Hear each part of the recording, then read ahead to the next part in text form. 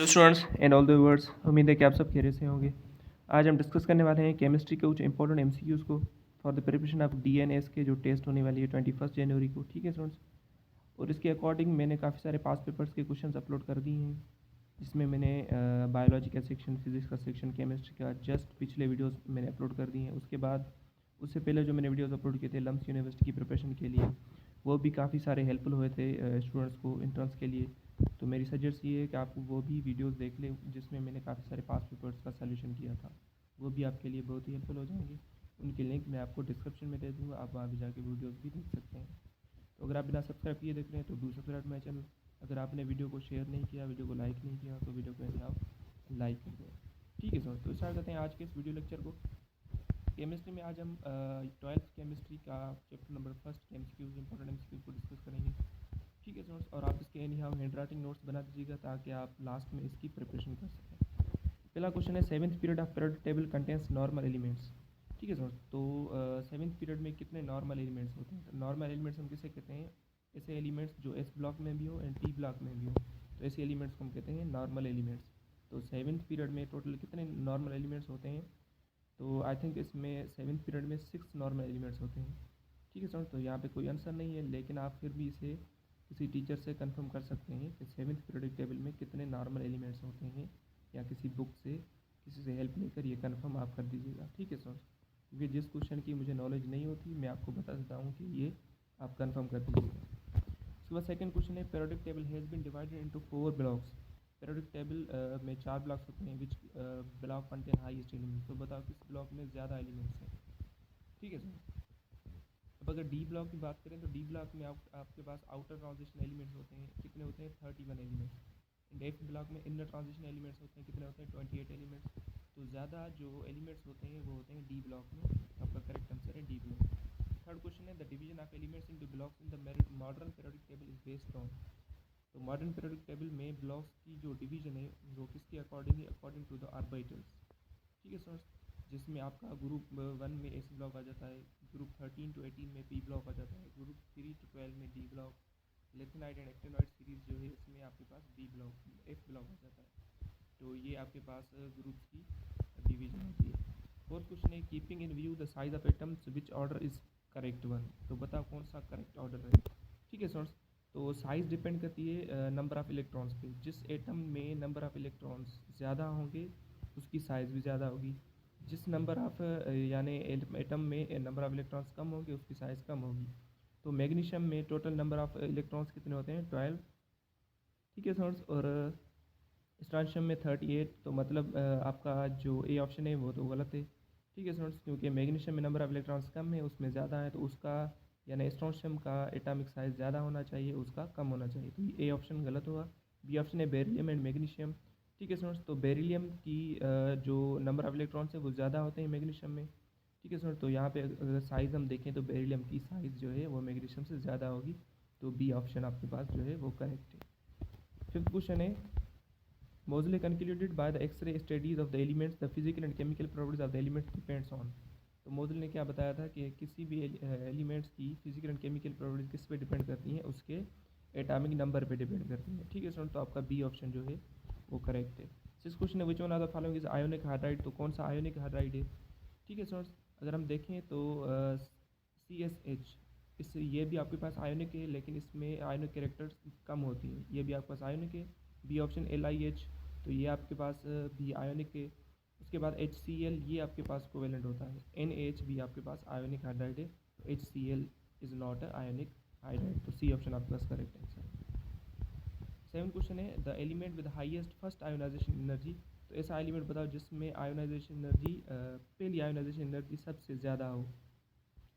ठीक है स्टूडेंट्स, तो अगर हम देखें कि आयोनाइजेशन एनर्जी जो है ये आपके पास डिक्रीज़ होती है टॉप टू बॉटम। ठीक है, टॉप टू बॉटम डिक्रीज़ होती है, और ये आपके पास इंक्रीज़ होती है लेफ़्ट टू राइट। ठीक है, left to right ionisation energy increase होती है। तो इसके अगर हम आर्डर की बात करें तो नाइट्रोजन की आयोनाइजेशन फर्स्ट आयोनाइजेशन एनर्जी सबसे ज़्यादा होगी, उसके बाद आपके पास ऑक्सीजन की, उसके बाद आपके पास कार्बन की, उसके बाद आपके पास की बोरॉन की होती है। तो यहाँ पे अगर हम सीरीज़ देखें तो नाइट्रोजन की सबसे ज़्यादा होती है, और आपके पास डी ऑप्शन करेक्ट आंसर है। एट क्वेश्चन है, mark the correct statement Na+ is similar than Na। ये साइज़ की बात कर रहा है कि अगर Na+ की साइज़ क्या Na से कम होगी। ठीक है, अब देखें Na+ का मतलब ये है कि इसने एक इलेक्ट्रॉन लॉस किया है। अगर इसने एक इलेक्ट्रॉन लॉस किया है मतलब इसकी जो साइज़ होगी वो Na से क्या होगी, कम होगी। ठीक है, आपका ए ऑप्शन करेक्ट है, लेकिन दूसरा ऑप्शन देखें क्यों ये इनकरेक्ट है। बी ऑप्शन देखें Na+ इज़ लार्जर, ये तो गलत हो गया क्योंकि इसमें Na+ में एक इलेक्ट्रॉन कम है, तो एक इलेक्ट्रॉन कम होने की वजह से इसकी साइज़ भी क्या होगी, कम होगी। ठीक है, तो बी ऑप्शन इनकरेक्ट है। Cl- is smaller then Cl। Cl- का मतलब क्या है, इसने एक इलेक्ट्रॉन गेन किया है, एक इलेक्ट्रॉन गेन किया है मतलब इसकी साइज़ Cl से बढ़ जाएगी। तो डी ऑप्शन सी ऑप्शन भी आपके पास इनकरेक्ट है, और डी ऑप्शन में इक्वल नहीं होगी, तो डी ऑप्शन भी आपके पास इनकरेक्ट है। आपका पास ए ऑप्शन करेक्ट होगा, Na+ is smaller than Na। 9 question है, the elements with atomic number 9 is closest in chemical properties with element of atomic number. ठीक है स्टूडेंट्स, अब देखें 9 जो एटॉमिक नंबर 9 का एलिमेंट है इसकी केमिकल प्रॉपर्टीज क्लोजेस्ट किससे होंगी, ये एटॉमिक नंबर ऑफ एलिमेंट 17 जिसे क्लोरीन से सेम होगी। क्यों सेम होगी, क्योंकि दोनों हेलोजेंस होते हैं। तो 17 एंड 9 एटॉमिक नंबर जो भी एलिमेंट्स है उनकी केमिकल प्रॉपर्टीज सेम होगी, तो आपका सी ऑप्शन करेक्ट है। 10 क्वेश्चन है, period 6 in periodic table contents which block elements.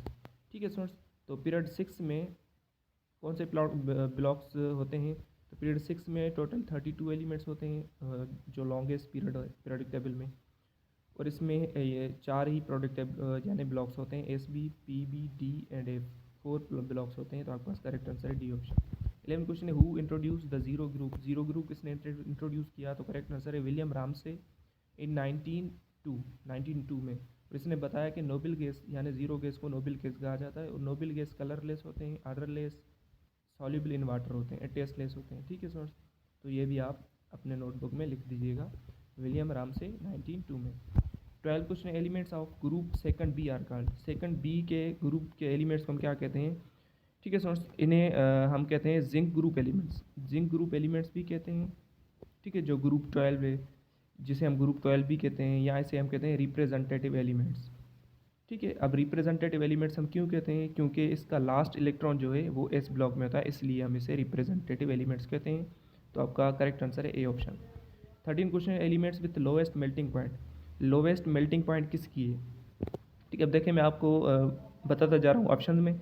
Beryllium की BE की जो मेल्टिंग पॉइंट है वो है 1277 सेल्सियस। ठीक है, उसके बाद मैग्नीशियम की है 649 सेल्सियस। उसके बाद CD। ठीक है, इसकी जो है आपके पास कैडमियम की जो आपके पास मेल्टिंग पॉइंट है वो है 321 सेल्सियस। एंड क्रोमियम CR की जो है आपके पास वो है 1907 सेल्सियस। तो सबसे कम किसकी हुई, सबसे कम हुई कैडमियम की, यानी सी ऑप्शन जो है आपके पास करेक्ट आंसर है 321 सेल्सियस। तो आपके पास सी ऑप्शन करेक्ट आंसर है। 14 क्वेश्चन है, which are the following sets of atoms are arranged in order of decreasing electronegativity. तो डिक्रीजिंग इलेक्ट्रोनेगेटिविटी का ऑर्डर कौन सा करेक्ट होगा, तो आपके पास यहाँ पे सी ऑप्शन जो है ये करेक्ट है, क्योंकि फ्लोरीन की डिक्रीजिंग कह रहा है ना, तो डिक्रीजिंग में तो आपके पास देखें नाइट्रोजन की सबसे कम, उसके बाद ऑक्सीजन की, उसके बाद फ्लोरीन की होती है, तो आपके पास ए ऑप्शन जो है करेक्ट है। अगर इंक्रीजिंग कहता तो आपके पास सी ऑप्शन करेक्ट होता।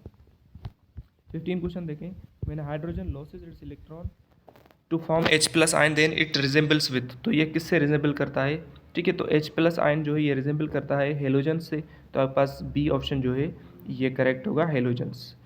ठीक है स्टूडेंट्स, उसके बाद 16 क्वेश्चन देखें। 16 है, which of the halide show bridge type structure. तो ब्रिज टाइप स्ट्रक्चर देखें, NaCl की क्यूबिक होती है, AlCl3 यानी एल्यूमिनियम क्लोराइड की भी क्यूबिक होती है, CCl4 की टेट्राहेड्रल होती है, लेकिन H2O की बेंट होती है, और इस बेंट स्ट्रक्चर हम क्या कहते हैं, ब्रिज टाइप स्ट्रक्चर। तो आपके पास करेक्ट आंसर है डी ऑप्शन। 17 क्वेश्चन है, which element of the following shows maximum oxidation state. तो मैक्सिमम ऑक्सीडेशन स्टेट किसकी होगी, ठीक है स्टूडेंट्स, तो अब देखें आपके पास Mn की जो होती है वो होती है +2 से 7 तक, यानी कभी कभी किस एलिमेंट से +2 भी हो जाती है, किसी एलिमेंट बॉन्ड बनाने की वजह से +7 भी हो जाती है, लेकिन Cr की जो है वो आपके पास -2 एंड कभी कभार +7 भी आ जाती है। लेकिन S यानी सल्फ़र की जो है वो +4 एंड +6 होती है। फास्फोरस की जो है आपके पास वो होती है -3, कभी +3 और कभी +5 आ जाती है। तो मैक्सिमम देखें तो मैक्सिमम Mn की, ठीक है स्टूडेंट्स, तो मेंडलीवियम की दो आपके पास ऑक्सीडेशन स्टेट जो है वो सबसे ज़्यादा है +7, तो पास सी ऑप्शन करेक्ट आंसर है। ये जो बातें मैं आपको बताते जा रहा हूँ ये आप अपने नोटबुक में लिखते जाएं। 18 क्वेश्चन है, melting point is highest for the elements of group. तो कौन से ग्रुप के एलिमेंट्स की मेल्टिंग पॉइंट सबसे ज़्यादा होती है? तो करेक्ट आंसर है 3A एलिमेंट। 3A ग्रुप जो है इसकी जो मेल्टिंग पॉइंट है वो सबसे ज़्यादा होती है। क्यों? क्योंकि ये ट्रांजिशन मेटल्स होते हैं, ठीक है, हेवी मेटल्स होते हैं, इसलिए इनकी मेल्टिंग पॉइंट्स हाई होती है। और ट्रांजिशन मेटल्स कौन से ब्लॉक में आते हैं? डी ब्लॉक में आते हैं। 19 क्वेश्चन है, एम्फोटेरिक ऑक्साइड्स। तो कौन सा जो एलिमेंट है जो एम्फोटेरिक ऑक्साइड्स बनाता है? ये ऑप्शन है कैल्शियम, Fe, कॉपर या जिंक। तो आपके पास जो करेक्ट आंसर है वो zinc and copper. Zinc and copper दोनों आपके पास, जिंक, कॉपर, एल्यूमिनियम, ये तीन जो है आपके पास एम्फोटेरिक ऑक्साइड्स बनाते हैं, जिसमें आपके पास Al2O3 जो है, ठीक है, ये आपके पास एम्फोटेरिक ऑक्साइड है। तो आपके पास यहाँ पे जो करेक्ट आंसर होना चाहिए वो कॉपर एंड जिंक दोनों करेक्ट आंसर होंगे। कॉपर का 29 टाइम नंबर एंड जिंक का 30। तो आई थिंक यहाँ पे सी एंड डी दोनों ऑप्शंस करेक्ट हैं। 20 क्वेश्चन देखें, in the long form of the periodic table the most electropositive element. तो most electropositive element occupies in, अब देखें इलेक्ट्रोनेगेटिविटी जो है ये इंक्रीज होती है left to right. Electropositivity increase कैसे होगी? From left to right, sorry right to left, ठीक है। Electronegativity left to right, electropositivity right to left, ठीक है। और इलेक्ट्रोनेगेटिविटी की हम अगर बात करें तो electronegativity top to bottom decrease होती है, ठीक है, लेकिन electropositivity top to bottom increase होती है, दोनों रिवर्स हैं, ठीक है। अब मोस्ट इलेक्ट्रोपॉजिटिव अगर एलिमेंट की हम बात करें तो वो है आपके पास सीजियम, जिसकी इलेक्ट्रोपॉजिटिविटी है 55, ठीक है। अगर मोस्ट इलेक्ट्रोनेगेटिव एलिमेंट की बात करें तो वो आपके पास फ्लोरीन है, ठीक है सोर्स। तो ये आप भी याद कर दीजिएगा। यहाँ पे ऑप्शन कौन सा करेक्ट होना चाहिए इलेक्ट्रोपॉजिटिविटी के थ्रू, तो इसका भी आंसर आप मुझे कमेंट बॉक्स में लाजमी बता दीजिएगा कि कौन सा इस चारों ऑप्शन में करेक्ट आंसर होगा, ठीक है स्टूडेंट्स। तो ये थे आज के कुछ important video MCQs for the chemistry, 12th की केमिस्ट्री है, ठीक है स्टूडेंट्स। तो अगर वीडियो अच्छी लगे तो वीडियो को एनी हाउ लाइक कर दें, वीडियो को अपने फ्रेंड्स के साथ शेयर कर दें जो जो इसकी प्रिपरेशन कर रहे हैं, ठीक है। DNS की जो टेस्ट होने वाली है NTS वालों की तरफ से, तो ये मोस्ट इंपॉर्टेंट है। और इंशाल्लाह इसके जो भी लेक्चर्स बनेंगे केमिस्ट्री के थ्रू मैं आपको सेंड कर दूंगा, यानी अपलोड कर दूंगा, आप वहाँ से देख सकते हैं। और आप इसके हैंड राइटिंग नोट्स एनी आप बना दीजिएगा, ठीक है स्टूडेंट्स। तो मिलते हैं नेक्स्ट वीडियो में। Thank you for watching.